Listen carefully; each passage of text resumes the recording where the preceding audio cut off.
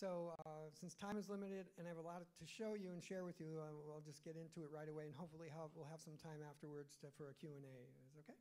All right. Okay. Let's start at the top. Michael Jackson. I'll give you a little background information about this, and this is the way things go in Hollywood. They don't always go smoothly, especially with music. Music's left till last week. Last minute. I did a big TV special for Sammy Davis Jr. He was dying. The insiders in Hollywood knew, so they planned a big TV special with all the stars that you can imagine on the show. There were rumors for 2 weeks that Michael Jackson was going to do it, and he was at the top of his career at that time. I mean, he was the king of pop at that time.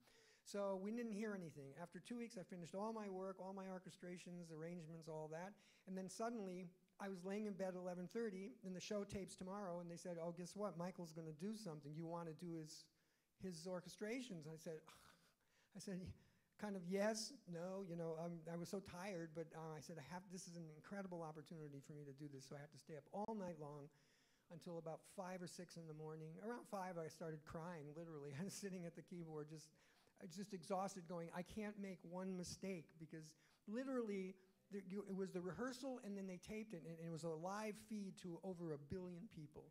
Now this is Hollywood, so you have to really be so good at what you do, and you can do it. I always feel if I can do it, you can do it. I'm not going to say I'm special, but you have to really have the passion for it. So anyway, let's just dive in, and I'll show you what I did with Michael.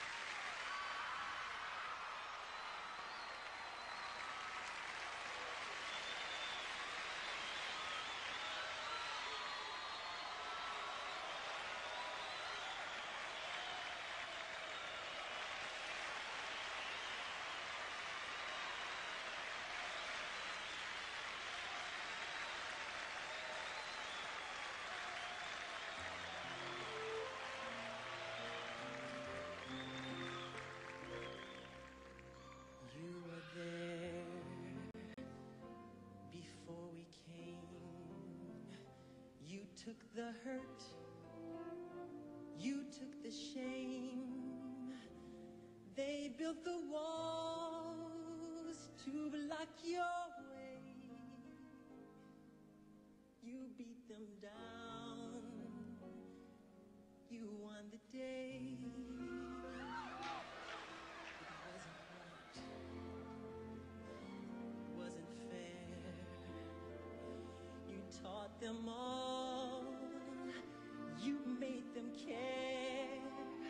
Yes, you were there, and thanks to you, there's now a door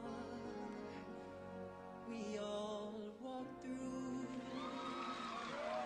and we are here for all to see, to be the best that we can be. Yes, I am here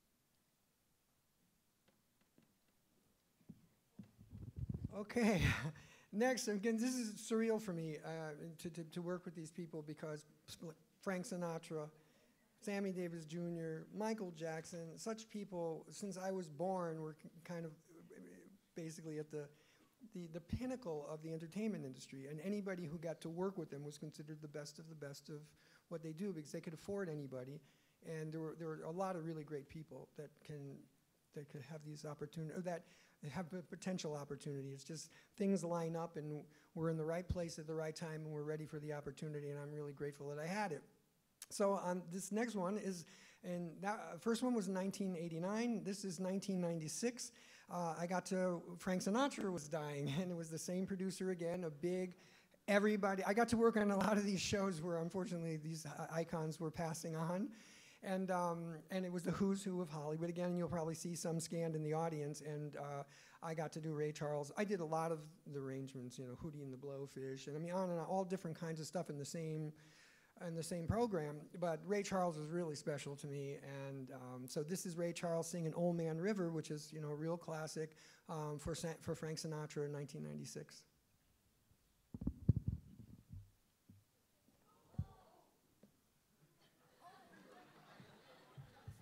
Don't fall down.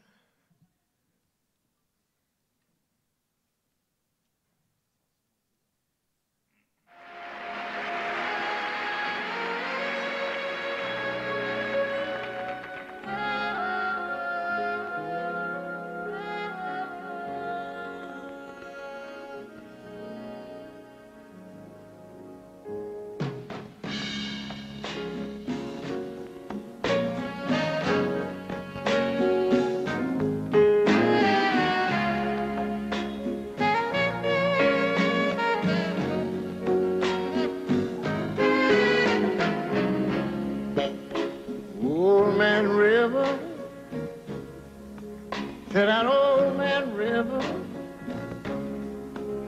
he must know something, but he don't say nothing. Old man river, he just keep rolling along.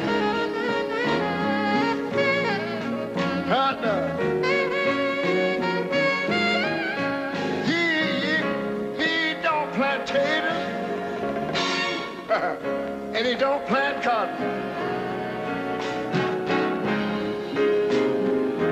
The folk that plant them soon forgotten down the Old Man River. He just keep rolling along.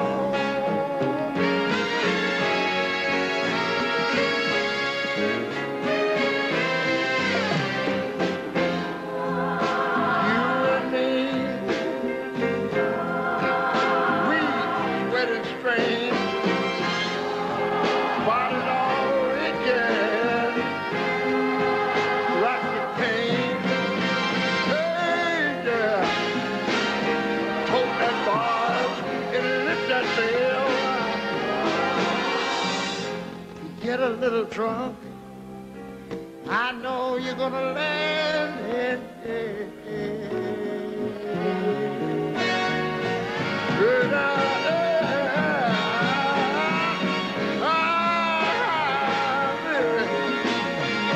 So sick of trying.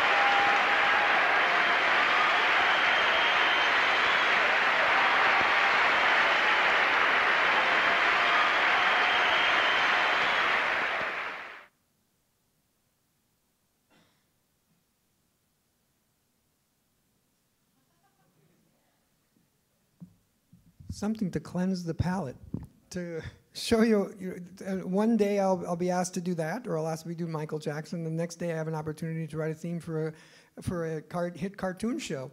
And it was all fun. And just so, like, because budgets in Hollywood, technology changed everything. So, for example, where a composer would have a budget, a fee that he would get, plus the company would take care of all the recording expenses, that changed. When technology and a person was able to do everything themselves, they said, here's one chunk of money, deliver it. However much money you make out of it's fine.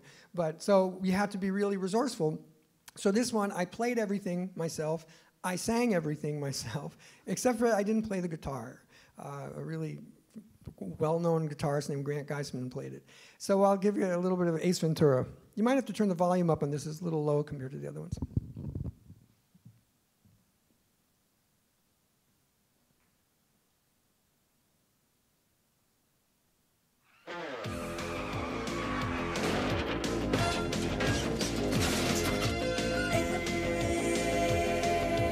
Alrighty then.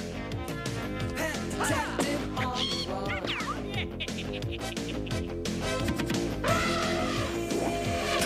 Ace Ventura.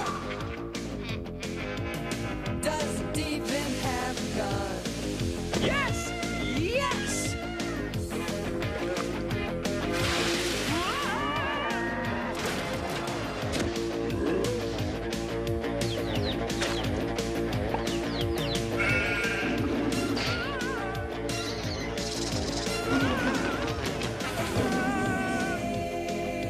Ace Ventura, Pet Detective. Pet Detective on the run.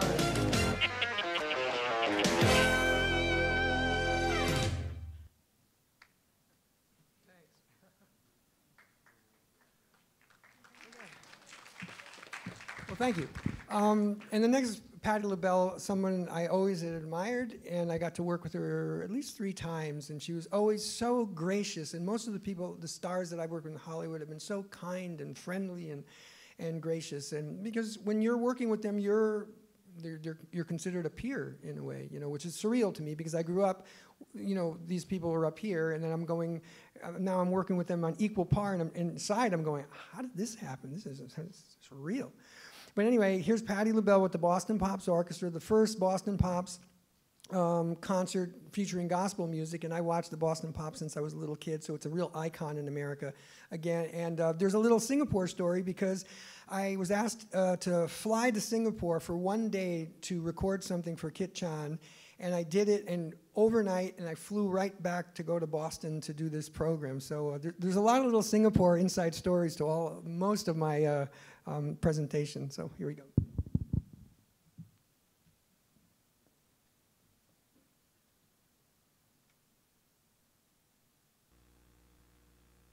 True, honey, the Boston Pops and Patti LaBelle, I'm scared of me. Hi.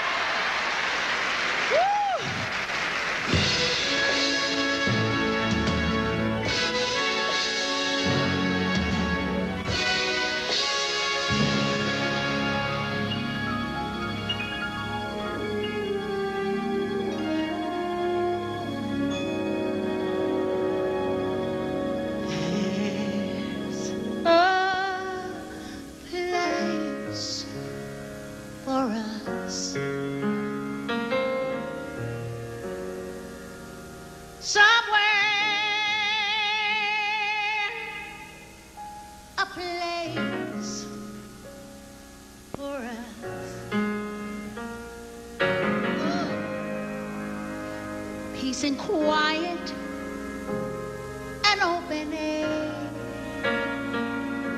Wait for us somewhere.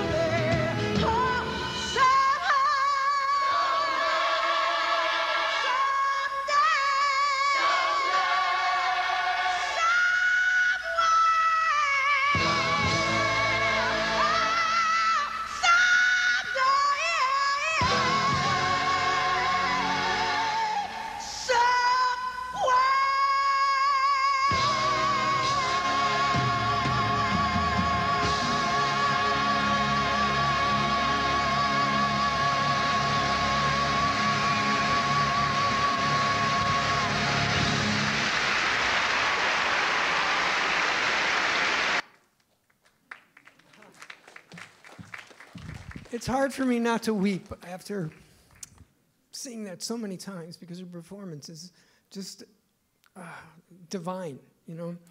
So some days when I'm feeling bad, I think that I had the opportunity to do something like that. If I died today, I can go with a smile on my face that I got a chance to do some of these things. So I'm going to be running out of time, so I'm not going to be able to play all of Vanessa Williams, so I wanted to just show you a little bit of that because it was really fun to work on this session. This was her first album, and it went gold, and so I got my second gold record from her. Thanks.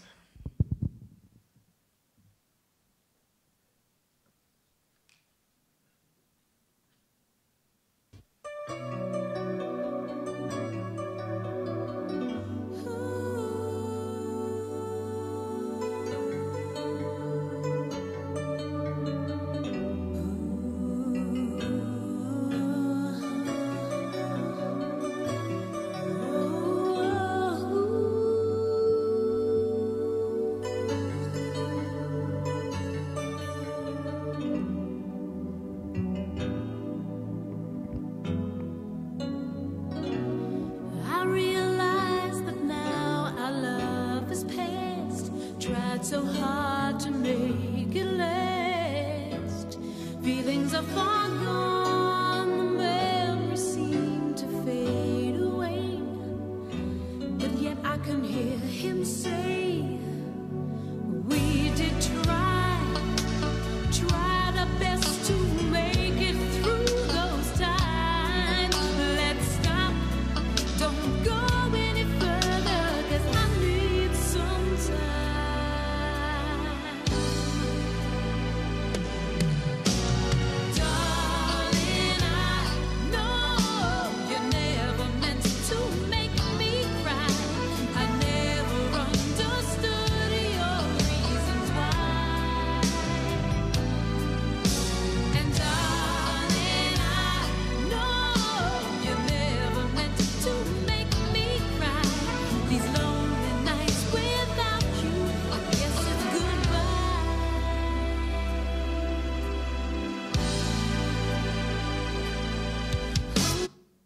I'll stop right there. And this is a picture of the horn date that I did. I had it in my collection. So these are the great studio players in Los Angeles who played the horns on that record. And I'll just give you a little switch. This is a little switch after many years in Hollywood. I wanted to do something different. I mean, you know, there was a calling that I had to do something different. I wanted to do something more artistic in a way, although there is art involved in the commercial things as well. And ventured out and did 2 albums with the Royal Philharmonic, London Symphony, Academy of St. Martin in the Fields, and they completely took off. I didn't do them for any other reason other than I had to do this before I leave this life, and offer no excuses, and I did everything at the highest level. It was recorded at Abbey Road. My engineer now is John Williams' engineer. He's a superstar, and it was an incredible experience, and Singapore is involved very much because you're going to hear Gates of Gold, and I would never have written this if I hadn't lived here and worked. When I was working on Kit Chan's record, I stayed with one of the owners of Ocean Butterflies. And there's a long story, but a very deep emotional story, my connection to these people who are Chinese. And I wrote Gates of Gold, which is about the Chinese immigration to the United States. I wanted to know about that. And it has become a standard in modern American repertoire. It's played on the 4th of July along with Aaron Copland, which is, again, very surreal to me. And it's probably the 2 pieces of mine, symphonic pieces that are the most popular. Both of them were written in Singapore. And one of them, you're not going to hear it, is called Joy, and I dedicated that to Kit Chan, because she was the first person to hear it. Anyway, and she was my friend. Here we go, just a little excerpt of the session of Gates of Gold.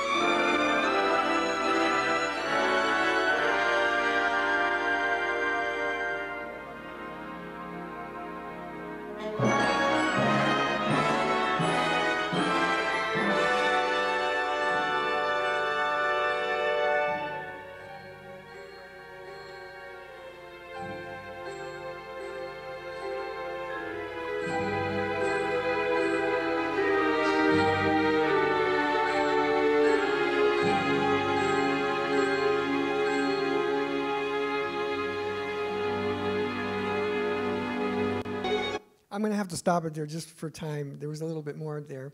Now, this is an important one. It involves Singapore. When I was here in 2011, when I met Dr. Tim, I happened to just be here, and Ocean Butterflies was given this, they were asked by the Music Matters people to produce something for MTV because the Japan earthquake just happened and the tsunami, and I was in it, actually, and it was my friend from Ocean Butterflies who rescued me after 9 days and brought me to Singapore.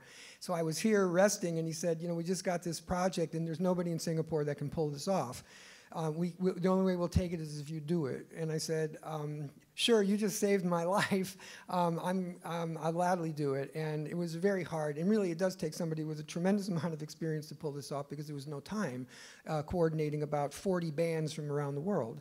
And but when you hear the track, I did all the pre-production was done here in Singapore at the Ocean Butterflies.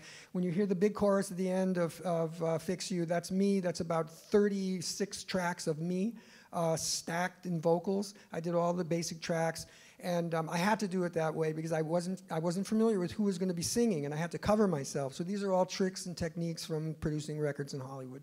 So and then I picked and chose the different artists that were really good. I mixed them up into the mix over my vocals, and this is basically it. So hope you like it.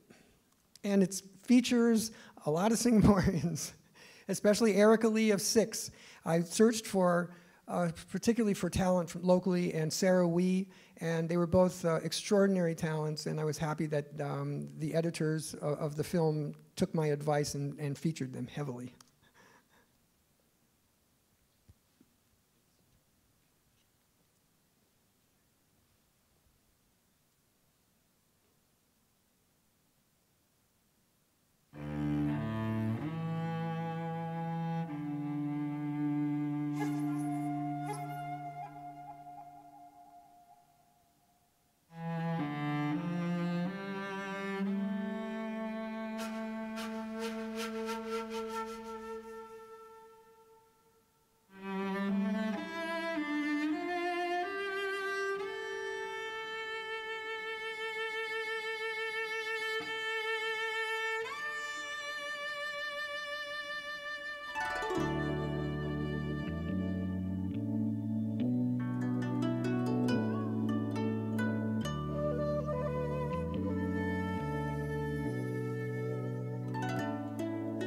You try your best, but you don't succeed. When you get what you want, but not what you need.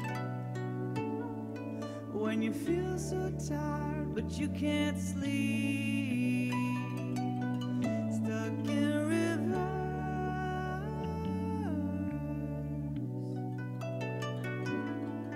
and the tears come streaming down your face. When you lose something you can't replace. When you love someone but it goes to waste. Could it be worse?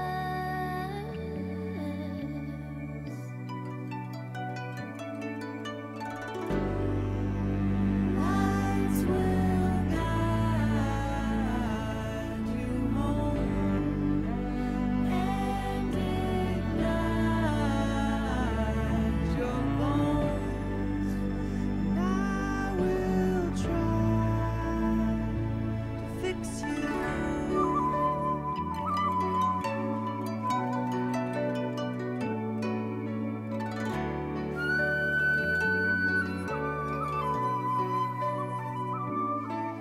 And high up above or down below,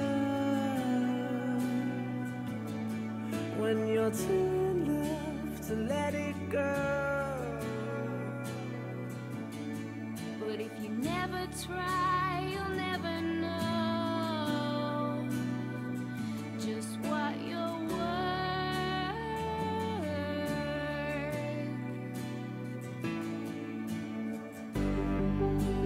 Lights will guide you home and ignite your bones. And I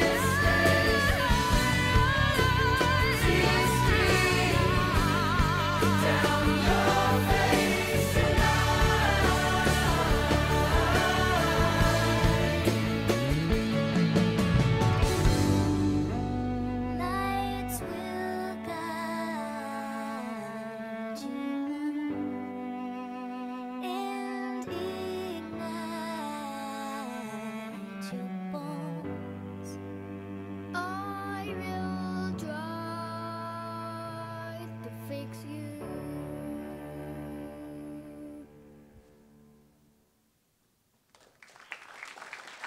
Thanks. Just a little picture of me and Erica when we were rehearsing together, giving her some directions. It's a nice photo that somebody took, and she was wonderful to work with. And like I said, just an incredibly talented person.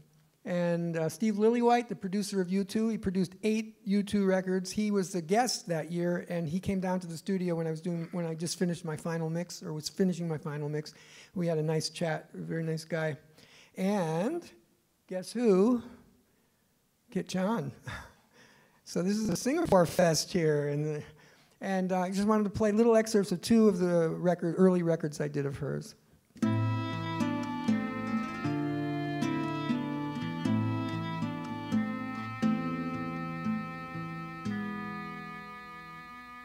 星期天早上排队看场电影，却为虚构的爱情哭红眼睛，心情浓得像要远行，转进街角的咖啡，吉普赛的音乐很香味。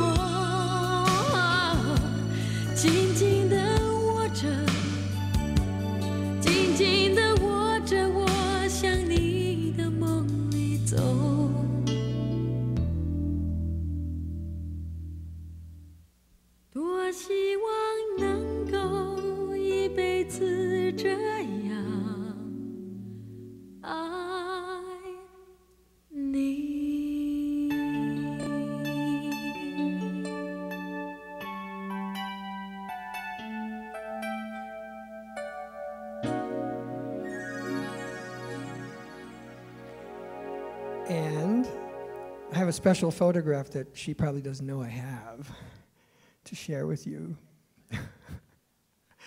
That's Kit when she was 18, and it started her first record. It was July 3rd, 1993. The first day I met her, and we just dove in and I started doing the pre-production on the record. I wrote those songs, and except the Chinese the lyric was done by somebody else, and produced them and arranged them. And the tough thing was that they couldn't afford to send my instruments down here, so I had to work with very primitive synthesizers to try to make a world-class sounding record, which, again, part of the Hollywood chops that you have to be in any situation and try to pull something off. So I'm not going to be able to show you this wonderful documentary that I wanted to show you on the humanitarian work that I've done, and I'm hoping that I have another opportunity to do that. But I just want to say that I am really happy to be here. And of all the places, I just got my PhD recently. After all these years, went back and got my PhD. And about a week after, I got hired by Lasalle. And to be honest, of all the places in the world that I could have taught, and I'm telling you 100% honest, there was only one place I wanted to be, and that was right here. And so, I have to tell you something. You saw a lot of the things I did and all that. That's all well and good. But I'm telling you that in the success equation in life is that if you don't have somebody to believe in you, you're not going anywhere.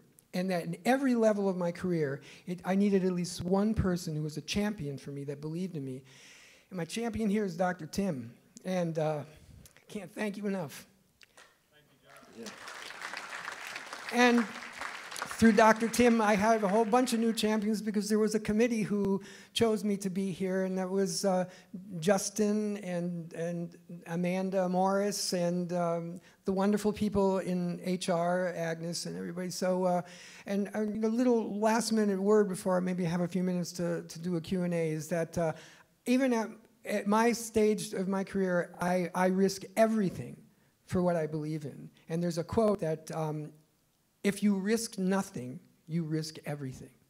So you have to be able to shoot the works all the time, for what you believe in, and however the chips fall, they do. But you can't leave this life without knowing that you tried everything you could to make it happen. So that's a little nugget of wisdom I'd like to leave you with. And thanks to everybody for being here. And I love my classes. I have the best students I ever had in my life.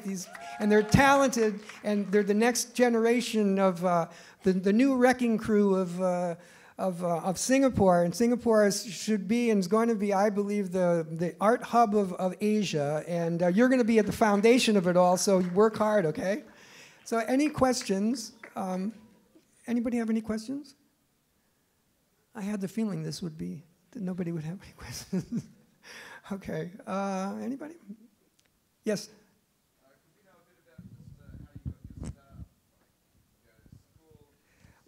Well, I went to music school. My bachelor's degree was in music education, but my mind was always set. I got to go to Hollywood. I want to write TV themes. I want to work with all these cool people that I grew up hearing, and I want to arrange records just like I heard all these amazing arrangers who were my mentors. And I had one particular teacher in undergraduate university that made it worth it for me. But it's interesting, at 21 years old, I knew that I was going to be teaching someday, but I knew it was going to be in the distant future. I said, I have to go out, and I got to work, and I got to fulfill all my dreams first, and then I'll have something really great to share with everybody, because I've done it. Been there, done that, And like I said, it's following the trajectory of my life that I saw when I was 21 years old. I'm here, and this is exactly where I'm supposed to be, and again, grateful to be here. And I studied hard all my life. And of course, cold turkey, went to LA and starved for the first 3 years. But I went from 0 to 100. My first gig was writing for The Tonight Show, which was basically a star. If you're associated with the Johnny Carson show, you're a star in whatever you do. And then I got signed to Columbia Pictures after that, which again, every famous songwriter in Hollywood wanted that job. I had no track record, but somebody believed in me. And they hired me. Within a few months, I had a #1 soundtrack, the first breakdance soundtrack, which exploded breakdancing all over the world and was the predecessor of rap and hip hop. Not bad for a white boy here, huh?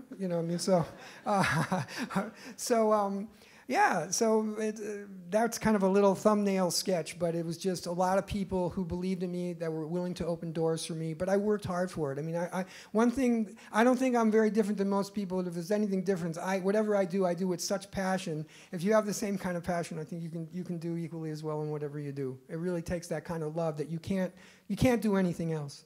You got to do it, or you won't be able to live in your skin, that kind of thing. Thanks for the question. Any other questions?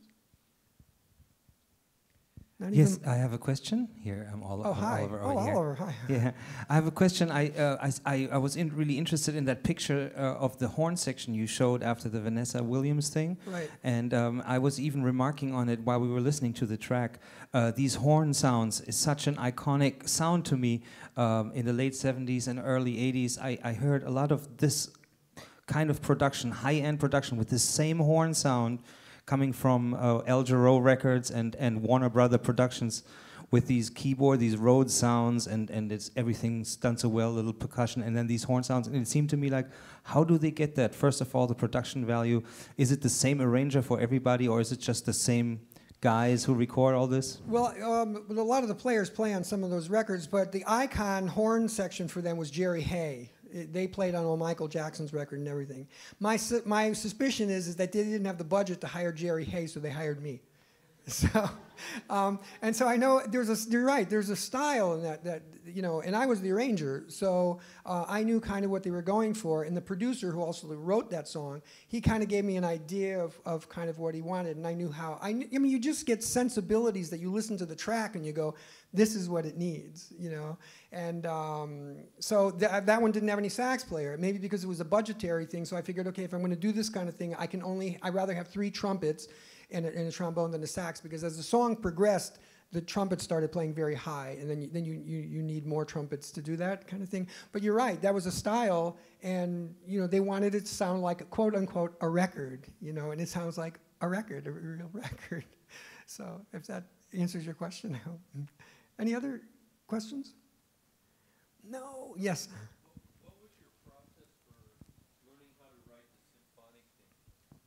Well, that's a wild thing, because before I stood in front of the London Symphony, cold, with 3 hours to record a 20-minute work that they had never seen before and make a world-class recording is a suicide mission, basically, unless you have the kind of experience in Hollywood where you know exactly how to get everything done with no time and then go back and edit it. So it's really hard to explain. I mean, it's not the first time I worked with an orchestra, you know, but on that level and in that kind of intensity, it was the first time. And I don't know, there is a kind of mystical experience on top of this that is hard to explain. I mean, I did as much homework as I could as far as preparing my scores, entering them into samples, you know, with samples and hearing them back, making sure the copying was perfect. Because if there's copying problems, your session is destroyed. And so I had to watch the clock, knowing I only had 45 minutes for each movement. And so therefore I had to get as many takes as possible. I mean, from the very first take, you know, usually they'll rehearse. There's no rehearsal for me. I told the engineer, turn the red light on. I want every possible note that I can get. And then really I had to go back to Los Angeles, and it cost thousands of dollars to edit that to make it work. Because usually when they do a recording like that, they've taken that piece on tour for a month. And they record it at the end of the tour, so they already know it cold. They can walk right into the session and they can do a great job. But with mine, they never saw a note, and they had to make a world-class recording. And I'm not being arrogant, but it's a world-class recording because nobody had to play it. It was the disc jockeys all over the United States, again, were my champion. They didn't know who I was, but the sound quality, they said, was so impeccable that, and they saw, you know, there was a Royal Philharmonic, and when they heard it, they played it on the radio, they changed their playlist, and they said the phone rang off the hook. What is that? Where can I buy it? And they said, you know, that's the test kind of thing. So just going on faith, you know, it's pretty scary when I paid it myself, and I just laid out $20,000 and emptied my bank account to do that, and I had 3 hours. It's really, I mean, that's really gambling, you know what I mean? So I'm telling you, believe me, I shoot the works for everything I do.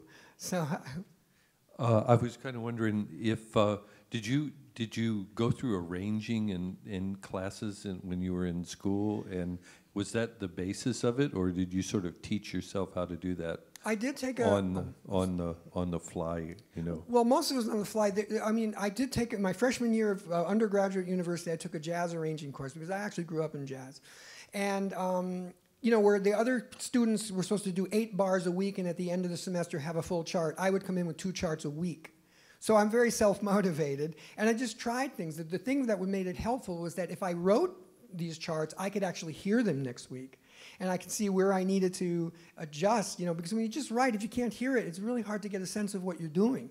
And then from that, and my teacher, who was 25 years later, he was at the top of the jazz education system in the United States, #1. He was at North Texas State. And I wrote to him, and he was very proud of my successes, and I said, and he said, I didn't teach you anything. But I wrote back and I said, but I learned a lot from you.